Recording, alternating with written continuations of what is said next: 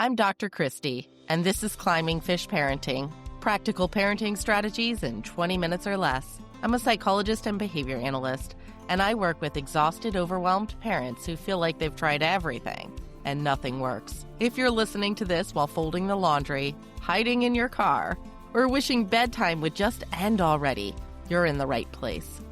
Most of what I talk about on this show is what's hard. Today, I want to talk about something different. How success actually gets built, one piece at a time, in a way that most well-meaning advice quietly works against, without meaning to. Ready to transform your parenting journey? Let's dive in.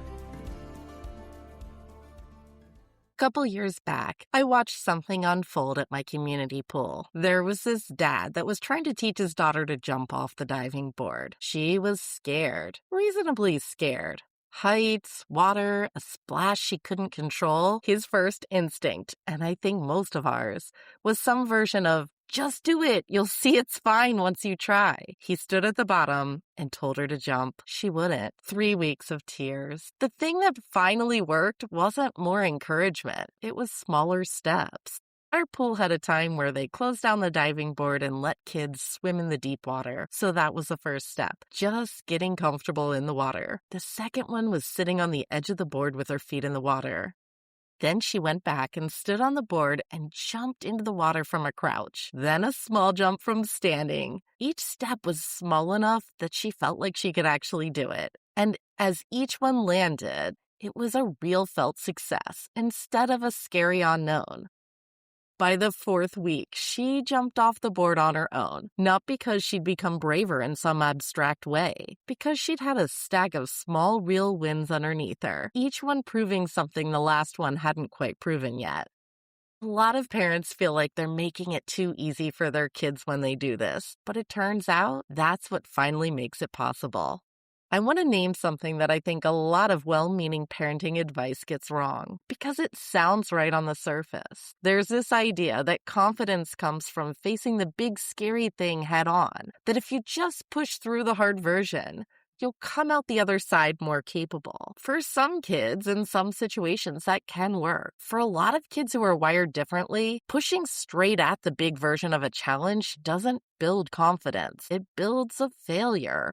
A real, felt, remembered failure. And that failure becomes evidence the next time the same challenge comes up. Not evidence that they can do hard things. Evidence that this particular thing goes badly. Confidence isn't a feeling you talk a kid into. It's a conclusion their brain draws from actual experience. And a brain only draws a conclusion, I can do this, from moments where it actually did the thing and it actually worked. A kid who's pushed into the deep end and flails isn't collecting confidence. They're collecting data. And the data says, this doesn't go well for me. This is what I mean by supported momentum. Confidence gets built by stacking small, real, achievable wins, each one just barely challenging enough to require something, but not so much that it ends in failure, until the accumulated weight of all those wins becomes something your kid can stand on. It's not about avoiding challenges. It's about right-sizing it over and over until the size grows on its own. I want to tell you about a different family. Same summer, same kind of fear, same diving board. Because the contrast is where this really lands. This mom had a son who was terrified of the same thing.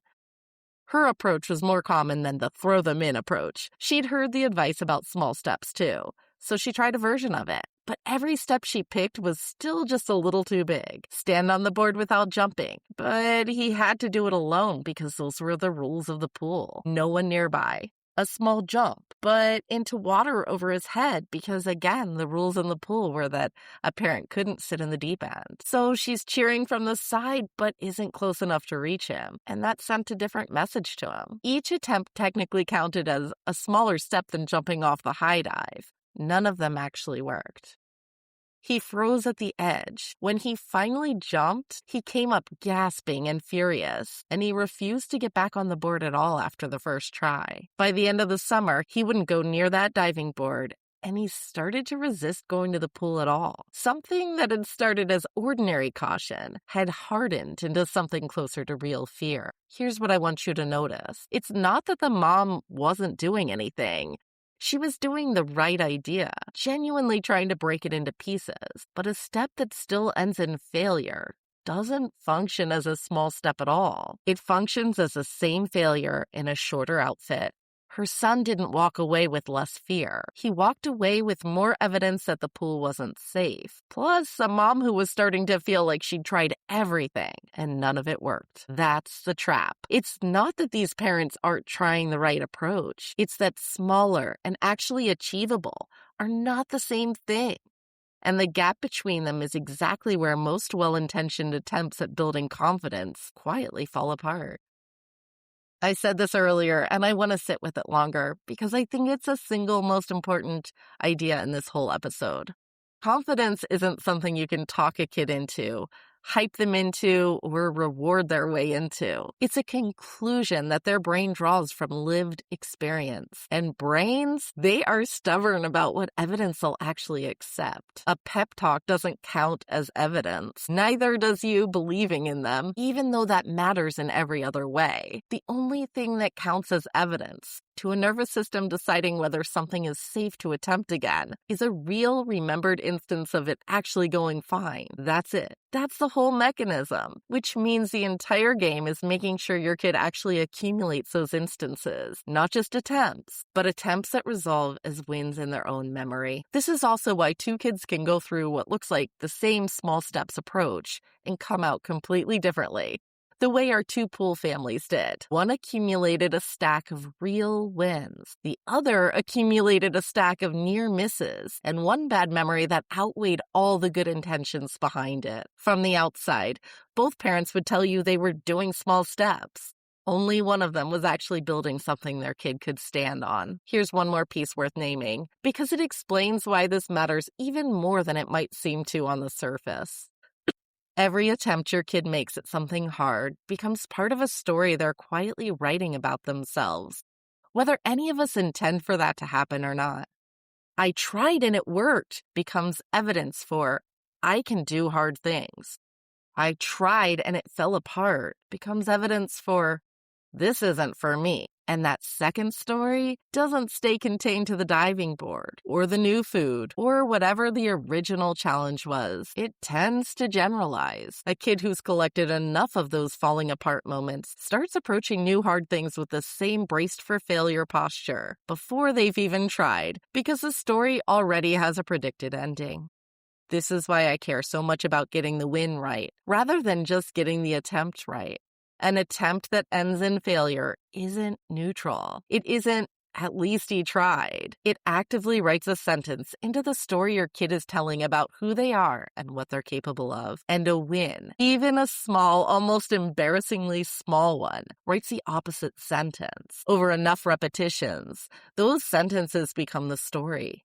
That's really what we're building when we talk about momentum. Not a skill, a story your kid actually believes about themselves because they've got the receipts to back it up. This isn't just about diving boards. The same pattern shows up with new foods, new social situations, new activities. Anywhere your kid is avoiding, refusing, or melting down over something you know they're capable of eventually doing. And it's also why just be more patient and go slower isn't quite the full answer either, even though it's better advice than push through it. Going slower with steps that are still too big just stretches the same failure out over more weeks. The size has to actually change, not just the pace. Everything I've said so far has been about challenges you can see, diving boards, new foods, bike riding. And when a challenge is visible like that, most of us, even when we get the step size wrong, at least understand that step exists. Nobody teaches a kid to swim by throwing them in the deep end anymore. We just know better. But there's one category of challenge where we all still throw kids in the deep end, every single day, without ever noticing what we're doing. Feelings. Think about what actually happens in a hard moment. Your kid is melting down, flooded, overwhelmed, maybe crying on the kitchen floor over something that made no sense to anyone watching. And somewhere in there, we ask the question, "What's wrong? Tell me how you feel." And they can't. They scream, "I don't know." Or they say nothing and shut down completely. Or the question itself makes everything louder. And here's how most of us read that moment. My kid won't talk to me. My kid refuses to communicate. Or the quieter, more painful version. I'm doing something wrong because they won't let me in. I want to offer you a completely different reading. Tell me how you feel right now while you're feeling it. That question is the high dive. It might genuinely be the single hardest thing we ever ask of a child's brain. Because look at what answering it actually requires. Your kid has to notice that they're having a feeling at all, which is its own skill and not one anybody's born with. They have to figure out which feeling it is out of everything happening in their body at once. They have to gauge how big it is, have to find words for all of that. And then they have to say those words out loud to another person while their nervous system is at maximum flood, which is precisely when every one of those abilities is hardest to access. That's not one question. That's a whole stack of separate skills, performed simultaneously under the worst possible conditions a nervous system can offer. And we ask it the way we'd ask what they want for lunch. Now connect that back to everything we've talked about today. What happens when a kid attempts the high dive and fails over and over? They collect evidence. And the evidence a kid collects from a few hundred rounds of, tell me how you feel, ending in tears, isn't feelings are hard. It's darker than that. It's when I have big feelings, everything goes wrong, and the people around me get upset. Collect enough of that, and a kid does the only sensible thing. They stop going anywhere near their feelings at all. So the kid who won't talk about emotions, the one who says fine to every question, who shuts a door, who'd rather rage than name a single thing happening inside them, very often, that's not a kid refusing to communicate. That's a kid who's been sent off the emotional high dive a few hundred times and has quietly, reasonably concluded that the water isn't safe. Their brain drew a conclusion from actual experience, which, if you've been listening today, is exactly how brains work. It's the same mechanism that kept that little girl frozen on the diving board. The only difference is that when the challenge is invisible, nobody ever thinks to build the ladder. And that reframe alone changes something today, whether you do anything else or not. Because once you know the question is the high dive, you stop asking it at the peak. You already know from the emotion wave that nothing lands up there anyway. The kid who won't talk about it isn't refusing you.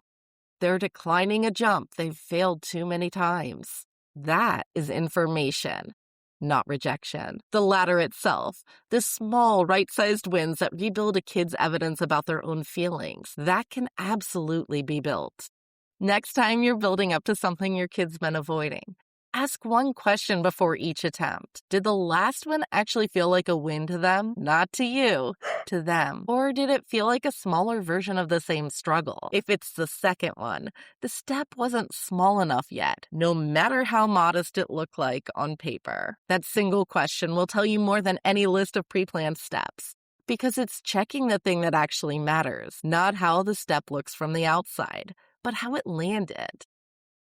If you've been listening to this thinking, this is exactly what my kid needs, someone right-sizing each step and reading whether it actually landed, that's precisely what I built Wired to Feel to do for emotional skills. It's my full program where you watch me teach emotion regulation to kids like ours, one right-sized win at a time, where you watch me talk to your kids and teach you what it's like to be in the room, what to say, what to avoid, one right-sized win at a time, and I show you what I'm watching for. So eventually you can see it too. Everything's in the show notes or at climbingfishparenting.com/wired to feel. All right, that's it for today. Confidence was never going to come from one big leap. It gets built the same way everything else does. Small, real, supported wins, stacked one on top of the last until your kid is standing on something solid enough to jump from on their own.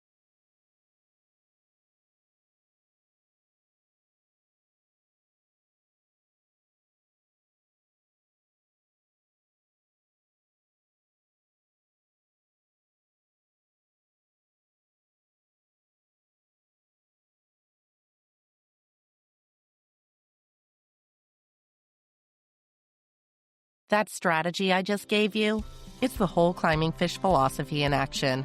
There's a quote, everybody's a genius. But if you judge a fish by its ability to climb a tree, it will live its whole life believing it's stupid. Your kid isn't broken.